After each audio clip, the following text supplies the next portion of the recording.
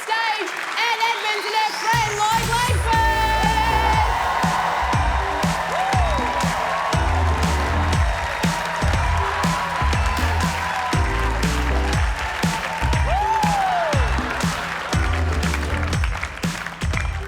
Hello, Melbourne. Very nice to be here. How are you all?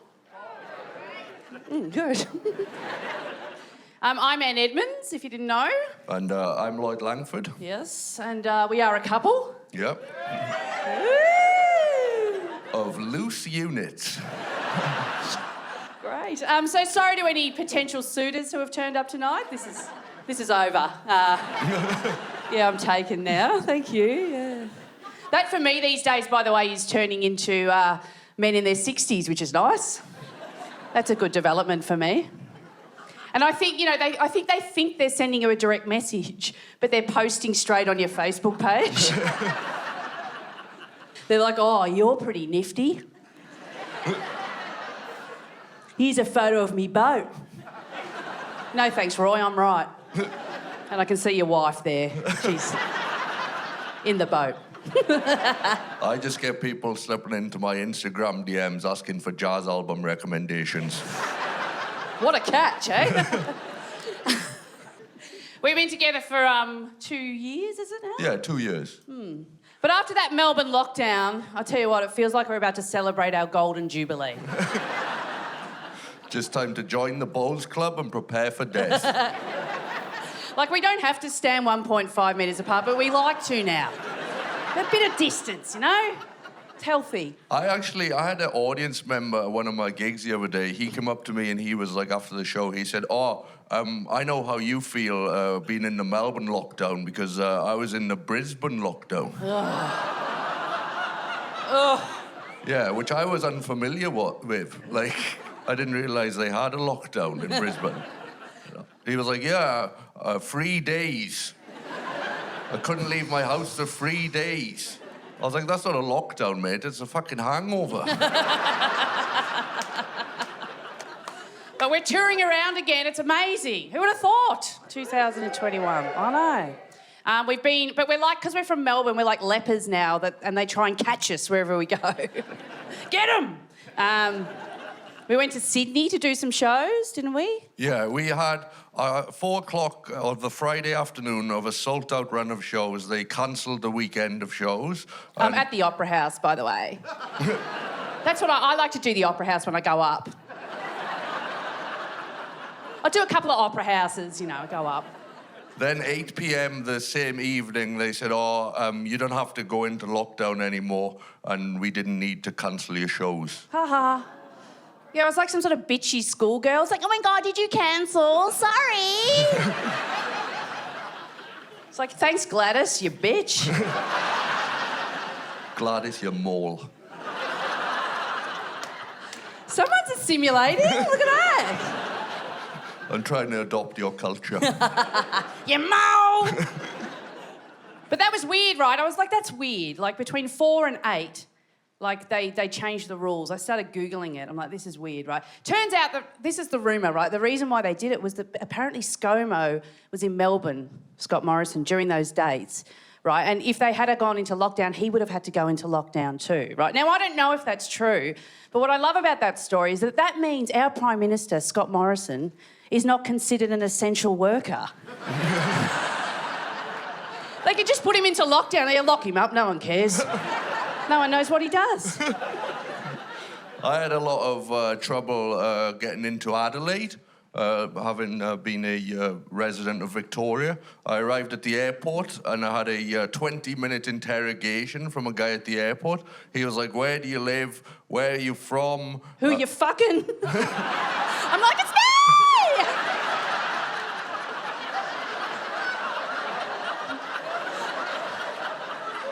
Yeah, I'm not going to lie, you didn't help. Then he said to me, do you have a recent utility bill on your person? I was like, surprisingly enough, I do not. You're trying to upgrade me to a better plan, fuckwit? What's going on here?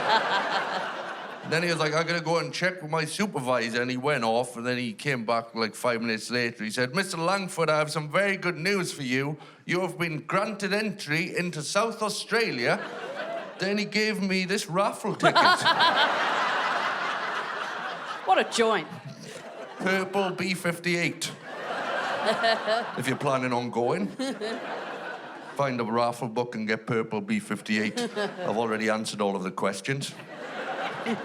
Then I had to walk up to a policeman holding a gun and go, hello. I was like, yeah, come on, in you come. Who would have thought getting into South Australia would be as easy as accessing your local school fete? I was like, can I pick up my baggage, or first I have to guess the number of coins in a large jar?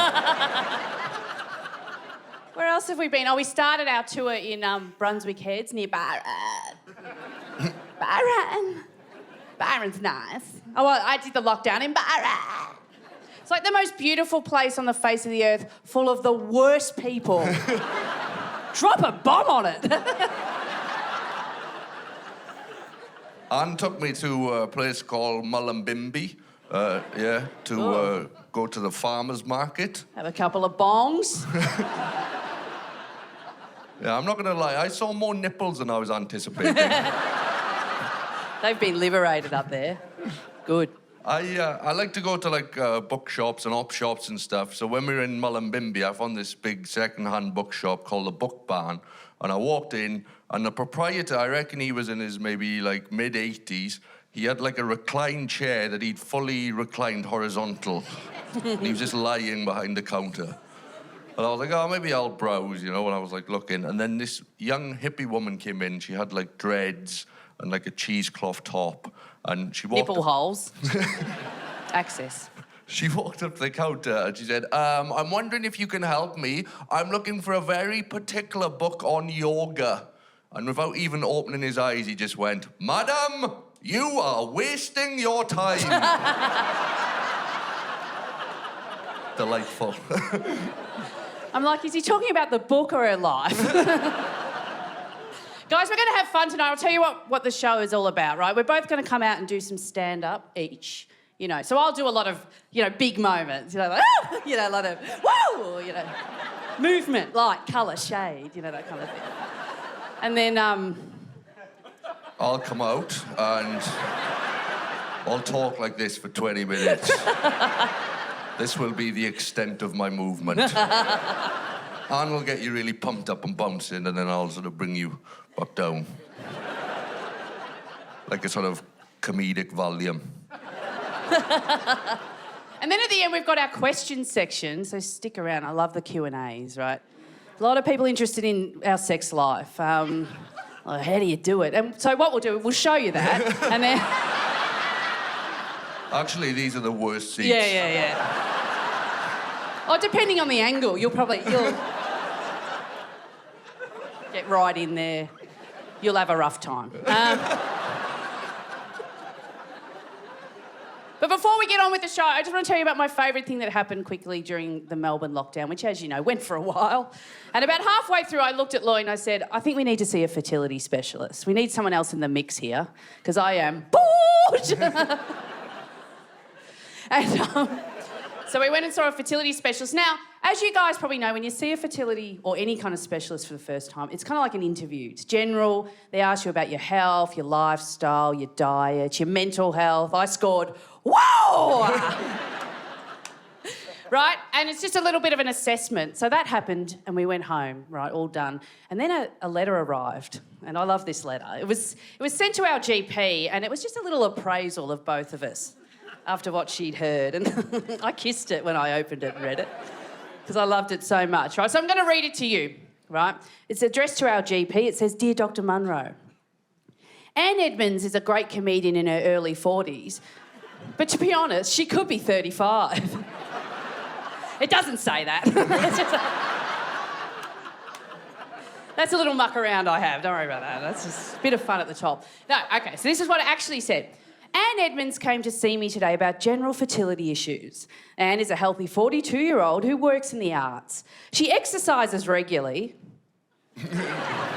Couple of fibs, doesn't it? And is taking all the necessary steps to maximise her fertility chances. Great review of me. I loved it. Tick, tick, right? There are 2 sentences about Lloyd. Nice and short and sweet. I love them both, right? They say this. Her partner, Lloyd, is 39. He drinks regularly and is unemployed.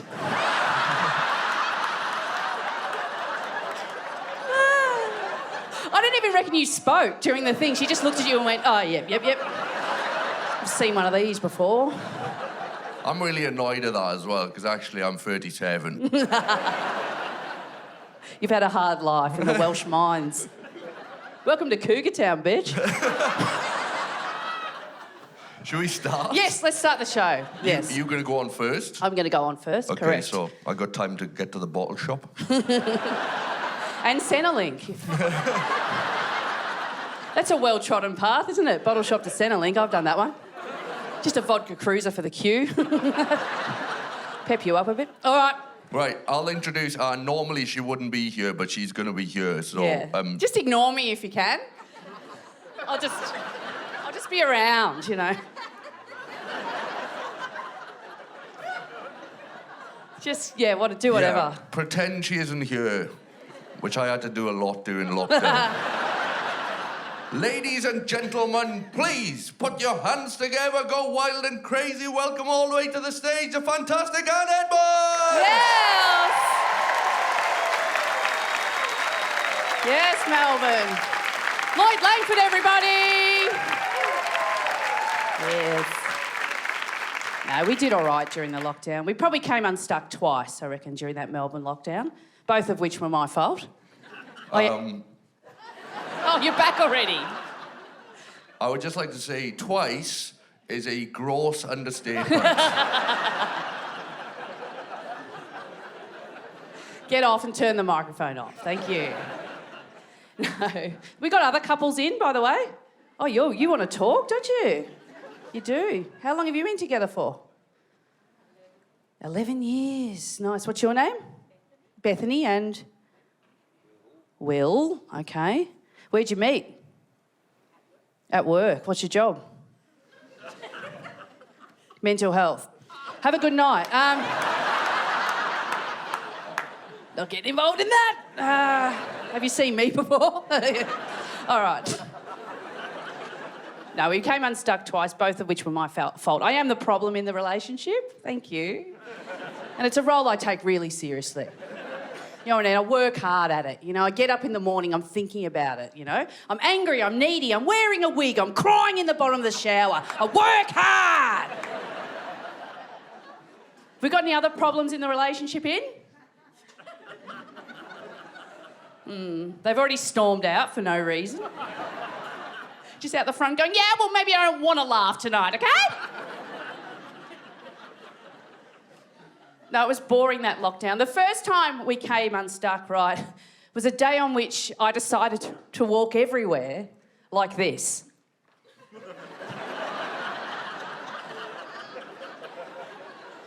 Boring, slow, only fun for one.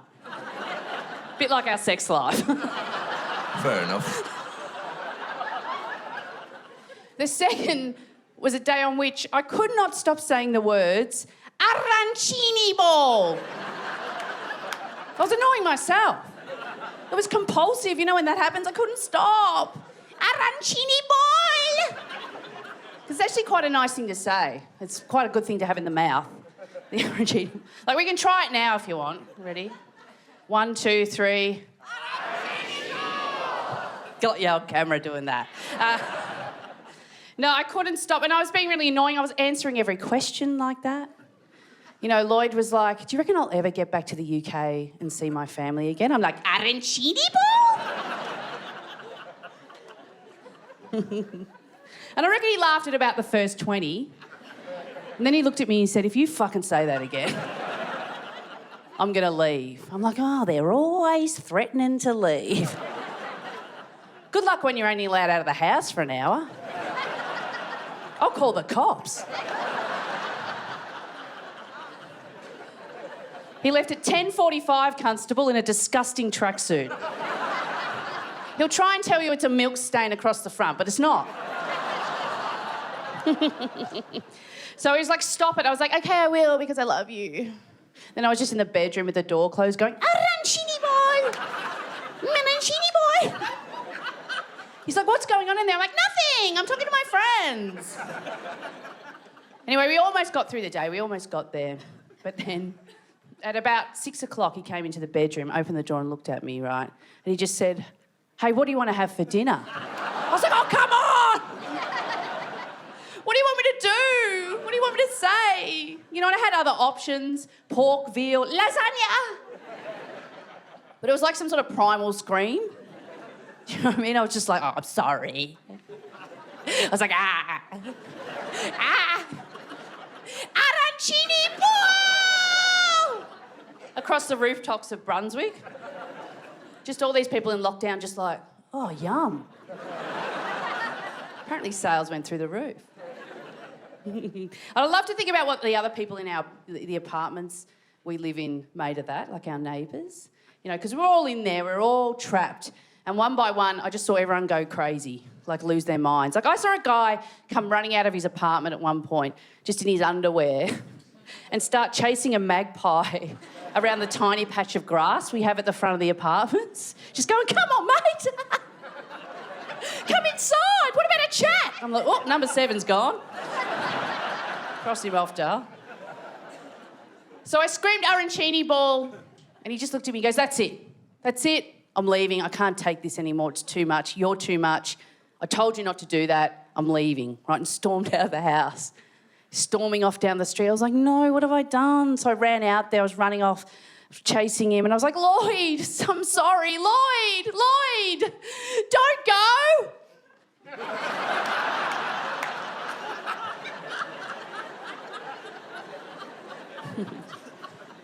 A lot of people with a lot of strong opinions during that Melbourne lockdown, and I don't want to hear any of them. Shut up! I spent a lot of time on my local council Facebook page during the lockdown. During a real low point, I was on a page specifically dedicated to bins. You know, bin collection times, fun bin stuff, bin jokes, bin memes, bin puns, rubbish like that. Anyway, I was deep into this post about the rollout of a new green lidded bin, right? Organic bin, not even compulsory, this bin. You don't even have to have it. People are losing their minds. They're like, no green bin! I refuse to take on the green bin. I've just been out the front and measured the space for bins. This is a tripping hazard. You're now liable. This isn't China. Links to human rights organisations. Right? It was insane. I get halfway down the post, right, and there's a guy, he's come in out of left field. His name was Gene, just off topic with a nice opinion, not even bin-related content, this guy. Comes in halfway through, he's just like, you know what I reckon? I'm like, oh, hello. Yummy. He's like, you know what I reckon? This is what he said. I reckon anyone caught breaking quarantine rules during the Melbourne lockdown should be publicly bashed live on the television. Hello, what have you said? What? 735 likes. From the bin community. They love it. They cannot get enough of this guy. They're like 100%, make this guy PM. Yes, Gene. They loved it. I was like, what are you doing just agreeing to that in the middle of your day? Do you know what I mean? It's like, oh, what'd you get up to yesterday, Kelly? Oh, yeah, I got up, took the kids to school, then I did Pilates, then I agreed to the return of corporal punishment in Australia on Facebook. Then I had lunch with the girls. Yeah, La Paqueta, underrated! What are you doing? Like, do you think, Dan Andrews is going to be there at his press conference? You know, just being like, look, I want to thank each and every Victorian for the commitment and the sacrifice they're making. The numbers are coming down and we will get through this together. Right. I will now move on to the public bashings. I've got Sandra here. She was caught not wearing a mask in the Lilydale Coles. And I just want to clear up something from yesterday. Yes, women will be bashing women and men will be bashing men. We are equal opportunity bashers here in the state of Victoria. Sandra's just there going, no, please, please. I'm a single, I didn't know. I'm going out of my mind. I've got these kids. She's like, no, I'm sorry, Sandra. But in accordance with Jean's legislation on Facebook, you will now be bashed. It's like, is there anything you want to say before we get the chief bashing officer out here? And she's like, yes. I want to say to each and every Victorian, I will never take on the green bin. So, you know what, bash her. Before I was seeing Lloyd, I was going through a bit of a rough patch. I've been rejected by 2 single dads in a row. It's a bit of fun, isn't it? Apparently, if you get rejected by 3 single dads in a row, you get a telegram from Shane Warne. It's more of a text message, a couple of piggies. It's like, how high is the self-esteem on these single dads? Like, what are you rejecting me for? I'm on the television. I just feel like single dads have got a very different idea about themselves or way of seeing themselves to single mums. You know, I've got a single mum friend, you know, and she's like, you know, this will be it for me for the next 10 years.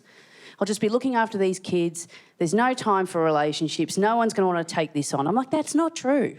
Single dads, on the other hand, they're like, nah, I've got this new leather jacket, this motorbike and this fish I caught. Swipe right! I'm back, baby! They don't think they've got any baggage. They're like, yeah, I'm just a fun guy in my early 40s, a bit chubby, got a couple of little ones. I mean, their mother, Sharon, will always be in our lives. She's the mother of my children. I mean, she cleared me out in court, fucking bitch! So we will always have to live in Bendigo. We'll probably have a holiday in about 2028 and available to do stuff every 3rd weekend locally because she took the car as well. Bitch! Yeah, so I'm probably looking for about a 25-year-old. Great body, yeah. Laid-back attitude. You will never be their mother. And it'd be great if she had her own V-line card. I just feel like single dads should have to crawl around the floors of bars begging for pussy so we all know who they are. That's all. Bit strong. All right. Before that, I kept being with guys who wanted to be in open relationships and, like, do all this kinky stuff. I'm like, I don't have time. I'm flat out.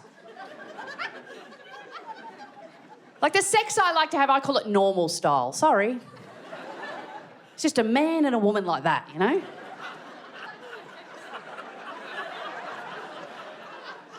And they look into each other's eyes and he never leaves. I never forget, I was seeing this guy once. There was a knock at the door. I opened it. He was standing there with a large bottle of olive oil. I'm like, oh, what are we doing? We're having a fry-up? Great, I've got some sausages in the freezer. I'll put them on the defrost. And he said, no, I thought we could rub this all over our bodies and have sex. I was like, all right. You know, because I'm a people pleaser, always have been. So the next thing you know, I'm nude, like kind of with bad posture like that.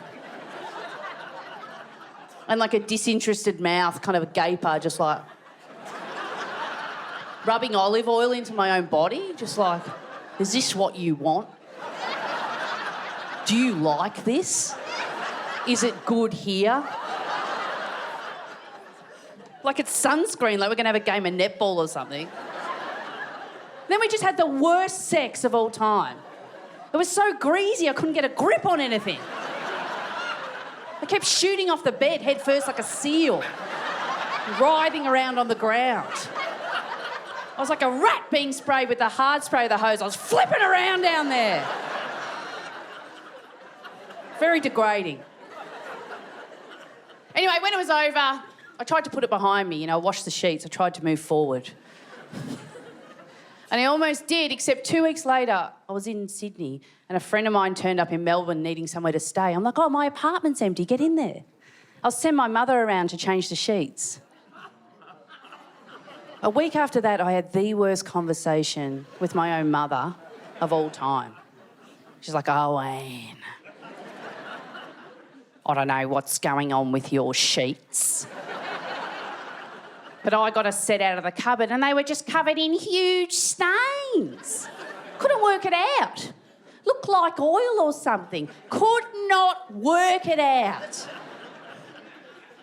It was as if a man had covered himself in oil and rolled around on the bed. Couldn't work it out." I'm like, "I think you just did." It's like, "It's not me, Mum, it's the washing machine. It's broken. There's something wrong with it. It just wants to go on normal cycle. Everyone keeps putting it on whiz-bang fancy cycle and shoving their load in and leaving. It's broken." We got any fans of reality television in?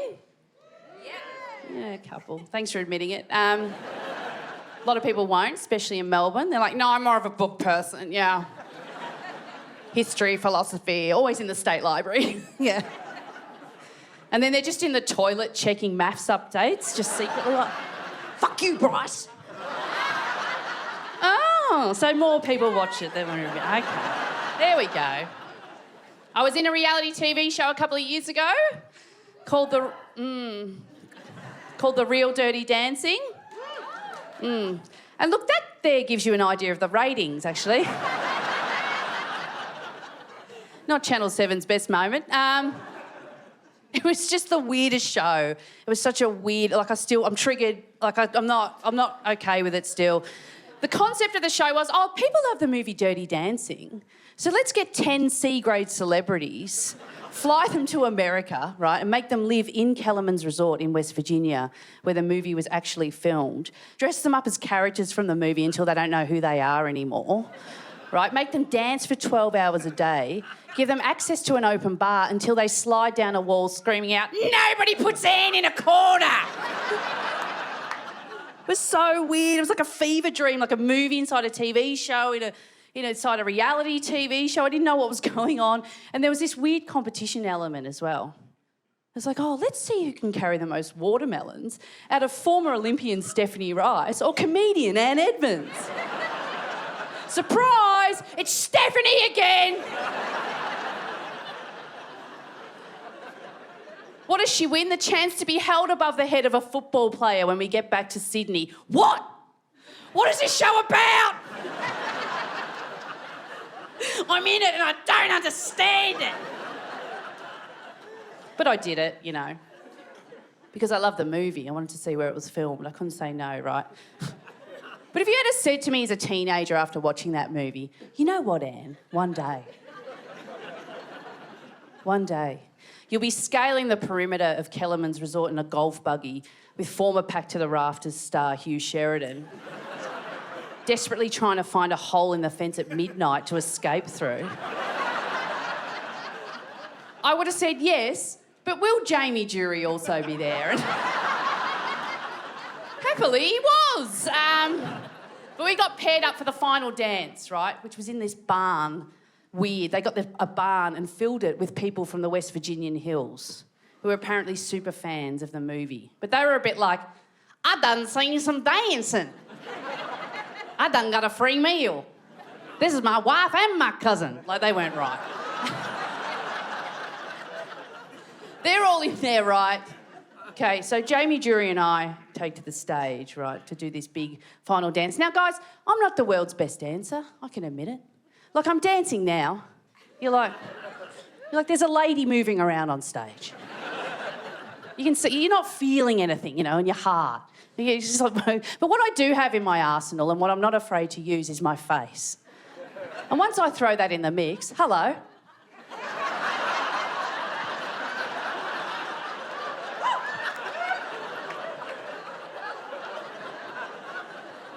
Now you're like, "This bitch can move!" You're up here, you're not down here anymore. Woo! The crowd's going wild, right? I've never had a reaction like it. The song ends, I spin up in the air, land in the splits. Bang, never done them before. Finally at Jamie's height. Crowd's on their feet. Craziest reaction I've ever had. I said to Jamie, "I think we've won this." Right? was crazy. I walked to the top of the stage, Todd McKenny's there. I love this man. Truly one of the greats, so funny. He's checked out, he's long gone. He's like, where are we? I'm like, Westfield. I don't know, mate. Right, he's there. He's like, oh, that was good. He looks out at this audience, adoring fans. He goes, guess what, guys? Anne's a comedian. I'm like, no, Todd, stop. Stop. Then he said, no, come on, Anne. Why don't you tell him a joke? I'm like, no. That's like saying to a butcher on his day off, you better cut up this pig or get the fuck out of my barbecue. So suddenly I'm on the spot. I've got a microphone in my hand. I'm looking out at this audience. I'm like, what am I going to do? I'm panicking, right? So I go the easy road, first of all. I go, hey, guys, who loves the movie Dirty Dancing? They're all like, yeah, we do. And then I said this, and I still don't know why. And I have to think about it every day. So I looked out at this audience and I just said, yeah? You want to know what my favourite part of the movie is? They go, what? I said, the abortion!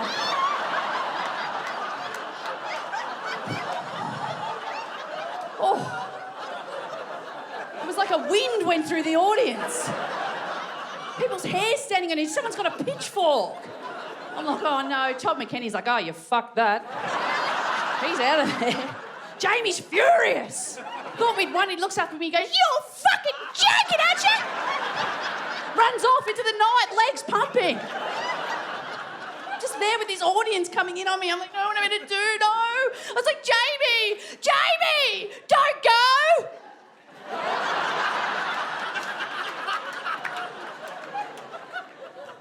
Guys, do you want to see the best Welsh comedian working in Australia at the moment? It really is.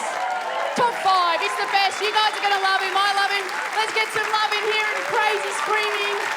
Welcome to the stage, Lloyd Langford.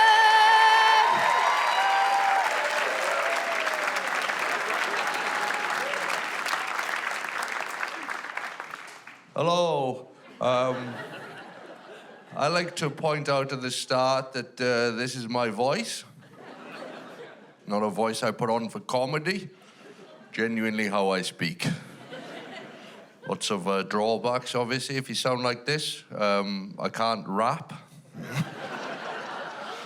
I'm like, oh, yeah, I've got lots of hoes in different area codes. Sound like a regional manager for a chain of garden centres. You can't talk dirty with a voice like this. Believe me, I've tried. Wish you hadn't. If I'm like, oh, yeah, you're really wet. Just sound like a disinterested lifeguard. Had a recent incident just before Christmas. Anne and I, we got invited to a barbecue around some of Anne's friends' house. Like, there were lots of comedians there, people in the arts I didn't really know. And I arrived at the barbecue, and they got a little girl, like a little toddler. And when we arrived, she's like, oh, well, someone play with me? And I was like, yeah, okay, like, I'll play with you. So me and her are playing hide and seek, right, for, I would say, 45 minutes. Too long. But they love repetition, you know? And then I was like, oh, I'm going to go and chat to the adults now, you know, and say hello to everyone, have a drink. And then I sat next to Anne, and I was, like, chatting to people. And then the little girl, she walked up to her mum, and she started a conversation with her mum that I don't think she wanted me to hear. She pulled on her mum's T-shirt, right, and her mum looked down at her. She looked up at her mum, and she said, Mama, why can't I understand that boy?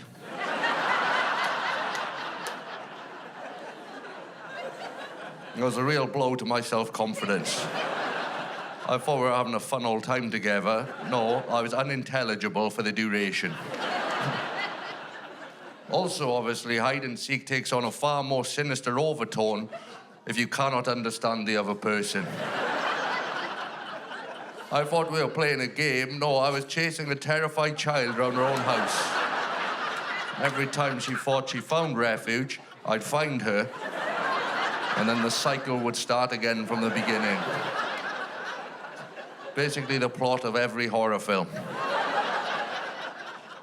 felt bad then, at the barbecue. I was like, I don't know these people, and I need to kind of assert my status, So there was nothing to do, though. All the food was cooked, all the drinks were chilling. I was like, I panicked. I said, I'll take the dog for a walk. They were like, what? I was like, yeah, the dog, I'm taking him for a walk. And they were like, okay, cool, yeah, he does need to go for a walk. I was like, yeah, I'm gonna take him. Slight problem for me, it was a breed of dog I'd never encountered before. It's called a Bernese Mountain Dog. Yeah, like a unit. Large dog.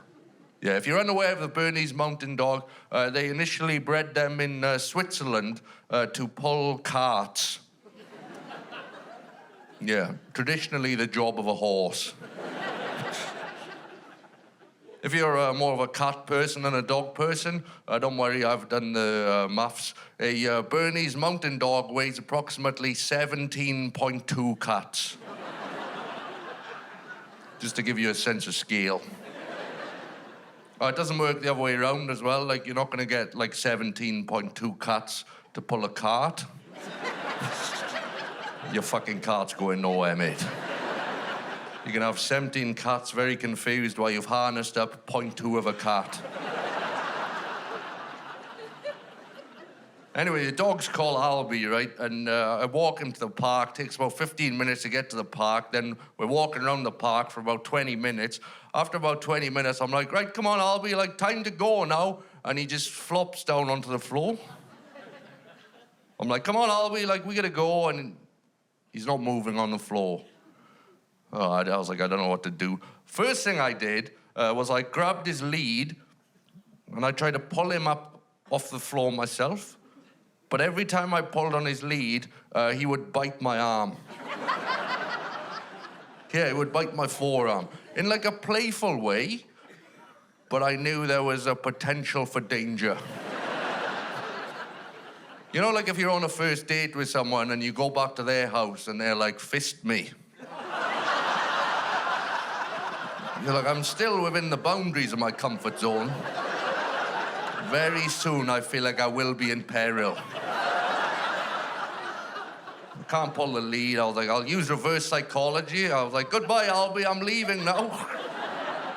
I walked for 10 minutes, and then I walked back for 10 minutes, and he was still in exactly the same position. Yeah, then I didn't know what to do. What I did next was I decided to lie down on the floor with Albie and try and utilize his body heat for the impending nightfall. I gave up.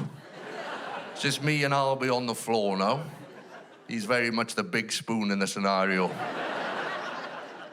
Then I get a phone call from Anne, and she's like, where are you? You said you'd take the dog for a walk. You've been an hour and a half. I was like, we're at the park still.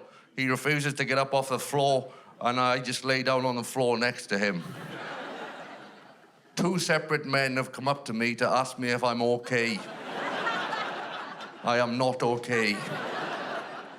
Then they had to send someone from the barbecue who the dog respected. Not even one of the owners of the dog. Another guest at the barbecue who over the course of the afternoon had established sufficient hierarchy between themselves and a fat Swiss dog. Kath, she arrived at the park and she just goes, Albie, get up off the floor. And he just got up off the floor and just ran towards her. And I was like, why does nobody respect me? Yes, Kath, I will also get up off the floor. Then I had to walk back to the barbecue and tell everyone what had happened. And I got given a treat. For being a good boy. Yeah, I've had a tough 12 months, living with Anne. She's an absolute fucking nightmare. Can cancel your visa at any moment.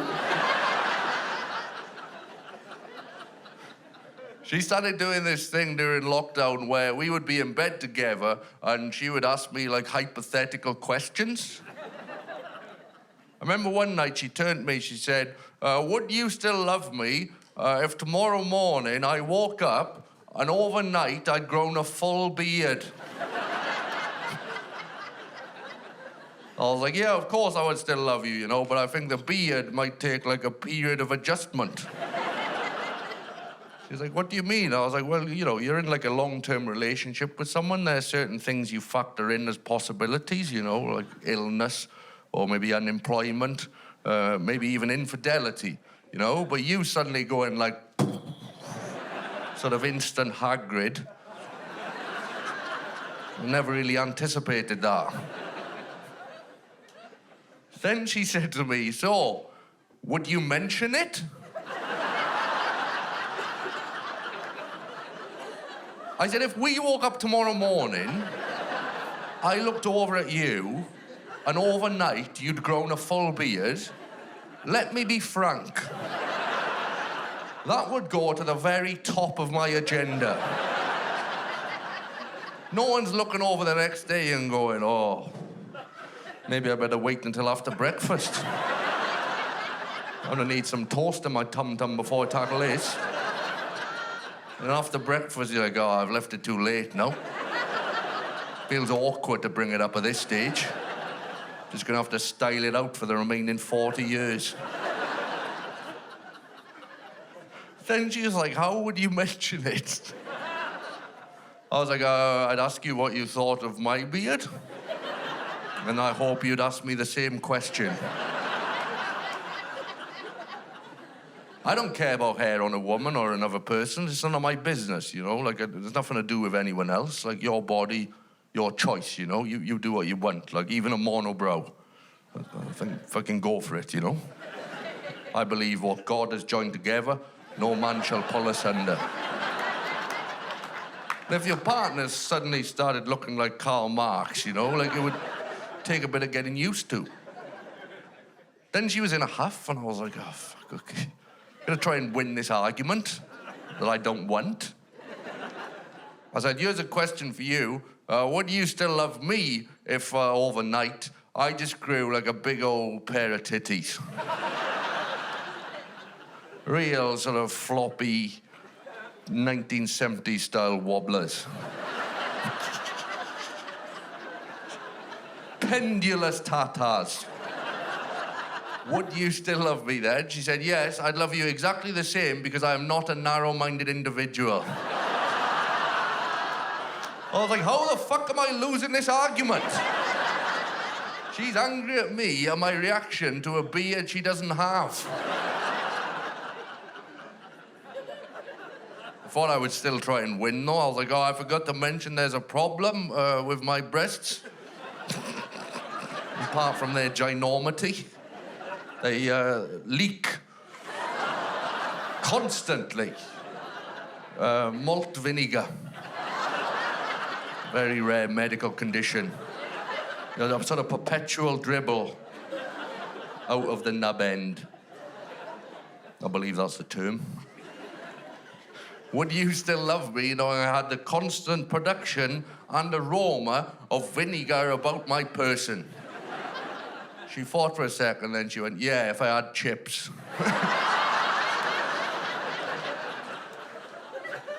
Anne was correct when she said at the start of the show that we start trying to start a family together. This was a decision that was made during lockdown. And because I'm 37 years old, or 39, if you speak to our fertility doctor, they decided I should go and get my sperm tested. So that was my main achievement during lockdown. I got my sperm tested. Yeah. Like by a professional. Not like a passing hobo.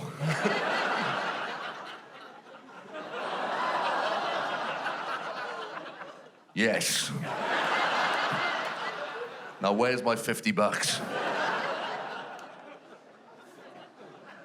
Don't know if anyone's ever had their sperm tested, but I arrived at the clinic and there's a corridor there. There's like a row of 4 guys as well, also there to get their sperm tested.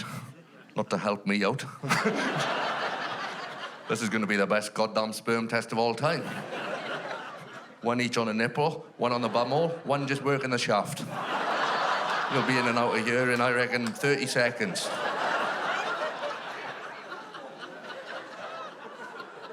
There's an atmosphere between them. It's frosty, it's awkward. No one's talking to each other. They're not maintaining eye contact, you know. I figure I'm a comedian. Maybe I can loosen the vibe up, you know, break the ice, like ask them a question, be like, are you guys horny? Or you're just going to sort of freestyle it, you know, when you get in the room. What's the game plan? And then the nurse came over to me and she was like, please stop talking to them. Come over here, I need to explain to you what you need to do. Here is a specimen jar, that's where you leave the sample in there. Also, here is a form you have to fill out after the event. And I was like, oh, if you don't mind, there's a few guys here, like in the queue, like in front of me. I'll fill out the form now. She said, no. It has to be done after the event. I was like, okay, cool. Normally, though, like after the event, you know, like I like to sleep or cuddle. Like after the event, I'm not thinking, admin time. No one ejaculates and then it's like, finally, the tax return. I just filled in one box, what's 100 more?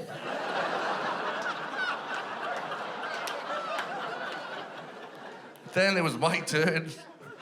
I got to the threshold of the door and of the room, and I'm thinking, how long do you spend in the room? They don't tell you. You know, I thought, like, you can't be, like, in and out in, like, a couple of minutes, you know? Like, it'd be embarrassing, you know? If you finish before the door's properly shut behind you. I thought also, though, you probably can't take, like, half an hour, you know? Really treat yourself. 30 minutes of solid foreplay. Yeah, I'm not gonna lie, I'm just gonna be strumming my own nipples here for the best part of half an hour. Actually, I hope the bottom of this jar is strong, because I'm gonna go clean through it. Jesus Christ. It's gonna be like a milky javelin. Or a bolt of lightning made of custard. I get in the room. Now, I've been led to believe by the media that there would be pornography in the room, right? You know, you see it in films and television programs and stuff. There's pornography in the room. There's nothing in my room, right? The room is empty. Only thing in the room, there's lots of cupboards. I'm thinking, oh, maybe this is like a classier establishment, and they've sort of archived the pornography. I'll open these cupboards and it'll be like an avalanche of smut. But no, there's nothing. I'm going through the cupboards like a horny Goldilocks, and the cupboards are bare, you know? The only erotic thing in the room, there's a photograph on the wall of a lady. She's lying on a bed like this, face down, and she's kind of coquettishly looking over her shoulder. I can't really do the face. I'll try again. Her back is, like, she's naked up top, but the back, you can just see her back because she's lying face down, and then she's got like a silk sheet that's like pulled all the way up to like there. Like the top of a bum crack. Yeah. That was it. I was like, I saw more than this on the walk to the clinic. Like, not even a hint of anus, right? Nothing to work with. Also, the photograph was in black and white. I was like, I cannot get hard to the past. At this moment, it made me realize, like, having your sperm tested in one of these clinics is kind of like an escape room, but you can only leave once you've masturbated. Oh, a top tip for you, actually. A normal escape room works to the exact same principle. Yeah, if you're ever in an escape room, stuck on a particular puzzle, just main eye contact with the camera, slowly start rubbing one out, and the emergency exit will automatically open. You'll gain a Hall of Fame time. And also a lifetime ban from all escape rooms. I think that's been enough from me. Ladies and gentlemen, please put your hands together and welcome all the way back to the stage with the questions. It's Ann Edmonds! Yay! Lloyd Langford, everybody! He's all right. Yes, we have the questions here. A few interesting questions. I got this one straight away off the top, Lloyd, that I thought you might like to read out. I was just having a look through them. I thought that was a good starting point for the show. Lloyd, not a question, but I just want to thank you for giving people like me hope because you are clearly punching above your weight with Anne.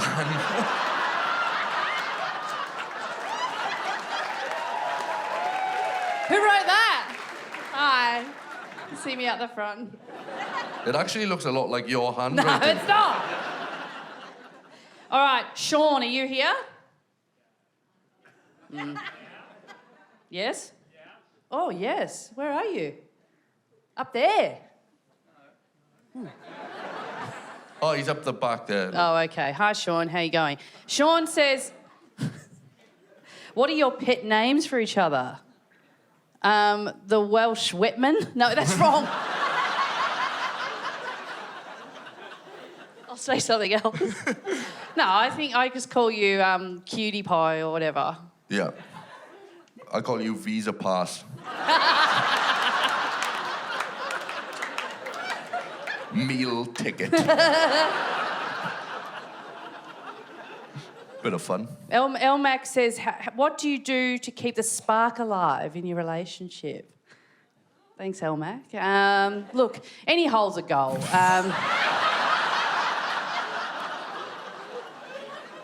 This is why we keep having problems in the fertility meetings. She's like, in here! Like, how many times? Drawing diagrams? Like, come on, just get in here! This one. I went for a massage once. It's kind of pertinent to this question. In Pattaya in Thailand. Great. And this is the time to tell me about it, for sure. I was like lying face down on the table and the lady was like rubbing, I'm very oily. And Can confirm. Body of a seal belongs on a rock. I'm oily because of the massage oil. And as she's massaging me, she drags a finger over my bum hole. Oh. Yeah, just like a light... I would describe it as a light goosing. Just a tweak of the anus. Yeah, okay.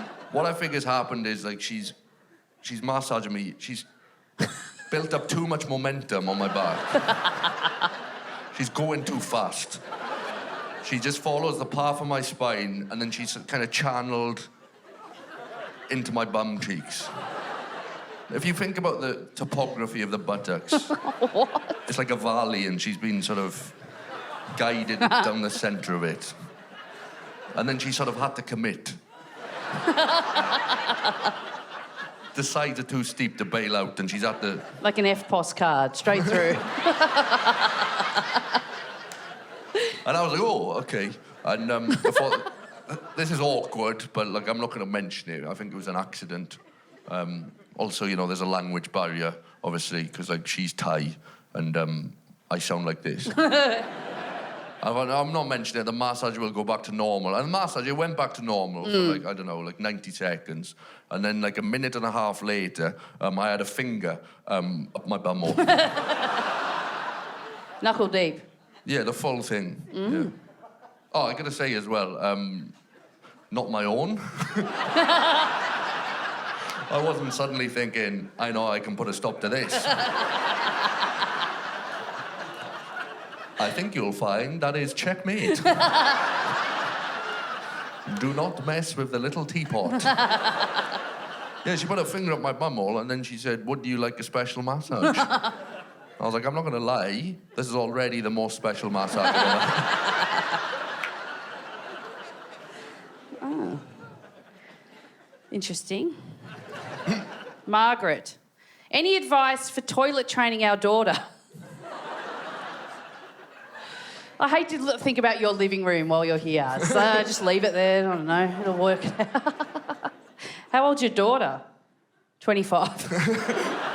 Yeah, Margaret's got bigger problems. No, don't ask me. I shit my pants as an adult the last time. Something I've never done. Well, I have. It was about 7 years ago, I think.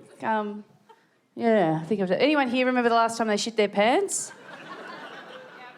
Yep. Bali.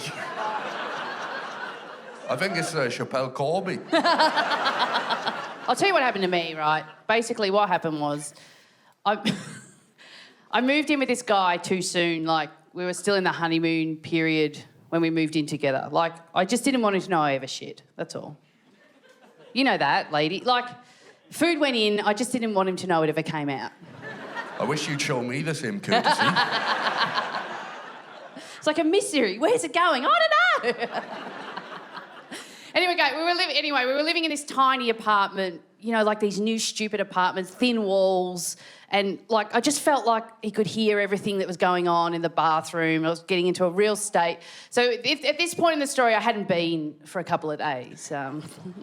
Yeah. I was backed up. I was up to pussy's bow.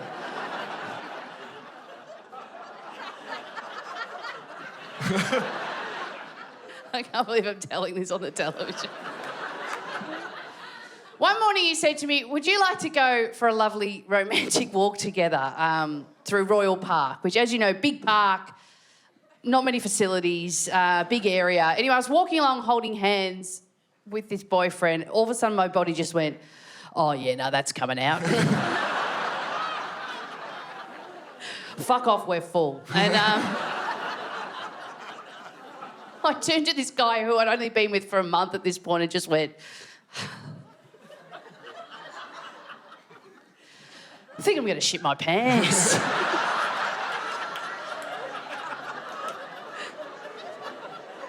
He goes, what? I go, yeah. I'm going to shit my pants. He said, I'll never forget it. He goes, do you need a hand? What are you going to do, rub my back? It's like a dog looking for somewhere to go. I was like doing circle work. I was like backing up on things. And in the end, what I did was, and I really don't know why to this day, I did this. I just kind of walked and put my hand on his shoulder like that. I don't know why. And I tried to maintain eye contact. I thought that was important. And I was just like, oh, I'm sorry. It's happening now. It's happening now. I'm sorry. Oh, it's happened. It's over. Arancini Bona. Anyway, we were together for 5 years after that, so... Thank you for sharing that beautiful story. What else is in there? Do you find couple showers romantic or a nuisance? I'm not into it. I feel like it's a bit like a threesome. Like there's always someone like wet and left out. Just like trying to get in, just like... Bit cold out here. Soaked up and trying to get in. Oh, actually, one of the first holidays we went on, we went to New Zealand. Oh yeah, in Martinborough. And we had one of those hot tubs, but like a big proper outdoor one, you know, it's like a barrel almost, isn't it? And on the first night, you just got in there naked, quite presumptuous, just like. And then, but then I looked at that, and then I realised that I was going to have to, like, climb in, like go up the ladder, like nude, and then just like cock a leg over. It's like, oh, here's a new perspective. Have you thought about this before? And then just this big arse coming down the... was like my own personalised moon landing. Like, welcome to this. This is definitely not being faked by the government. That's when you signed on for the relationship visa, wasn't it? On the spot. Anne, what is the most annoying thing about Lloyd? Easy. I got heaps. Snoring, eating. Oh, you don't drive? That's annoying. It's not that I'm unable to drive because I'm... You don't try. You haven't learned. You can just learn. I'm scared because I've crashed so many different things. Like when I've crashed a quad bike, a jet ski, which is pretty impressive because like you're on the water. It's fuck all to bump into. Were you in Perth? I crashed a camel. What? Yeah.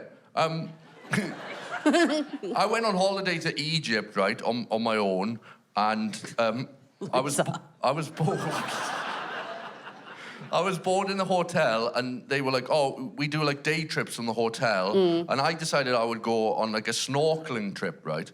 And then this guy, he like meets me in like a 4x4, and he drives for like 2 hours, and then he stops in the middle of the desert, and he was like, "Get out." And I got out, and I was like, I don't know much about snorkeling, but I think you've really fucked this up, mate. And he said, no, what happens now is you ride on a camel to go to the sea and then you can go snorkeling. And I didn't want to ride on a camel, but like it was the only way to get there. And I'm on the camel, like a line of camels is called a caravan, and he says to me... Oh, thanks. He says to me... Caravan. Sorry, keep going. Can we edit out the racist heckling command? Thank you. Caravan. Go on, sorry. He's like, your camel is fine, but there's all these other wild camels about the sand dunes. Like, stay away from them, you know? They're aggressive and they're dangerous. They're not used to being around people. And I was like saying to the guy, well, whether I get next to them or not, it's not really my choice. Like, it's the camel's choice. And like 2 of these wild camels on the dunes, they really were wild. They started like having sex with each other, like outside. Yeah, well, what do you mean? Oh yeah, I guess that's not that wild if you're a camel. No, they weren't at the Hilton. Anyway, my camel, he decides he'd like to get involved, and he breaks away from the caravan, and then he starts galloping towards these 2 shagging camels. Yeah. I don't know if you've ever been on the back of a camel, hurtling towards 2 other camels in the midst of aggressive sexual congress, and was suddenly struck by the realization, I'm about to be involved in a foursome. As I'm getting nearer and nearer, I just made like a split-second decision. I threw my arms around the camel's neck, and then I jumped off my camel. And I was hoping that my momentum would, like, tip over the camel. I just figured, like, in the moment, like, I would much rather be, like, crushed to death by a falling camel than fucked to death by 3 camels. End up on some late-night TV documentary. Britain's funniest animal rape deaths. All right, one more question. One more here. All right, this one. So, super couples have to have a nickname, like Brangelina and Kimmy. What's that? Kimye. Yeah, 2 bad choices, those, because neither of those couples are together anymore. Kim and Kanye. Yes. Kimye. Okay, sorry. What is yours? I think Ledo, because I get called Edo, and there's like LLEEDDOO, like a lot of... Hashtag Leto, greatest show I've ever seen. That kind of thing. No, I think annoyed. Annoyed. We're annoyed. Melbourne, thank you so much for coming out. Thank you for coming out. You guys have been amazing. Yeah, thank you. I can't tell you what it means to be back on stage, so thank you so much for being here. We love you. Have a wonderful evening.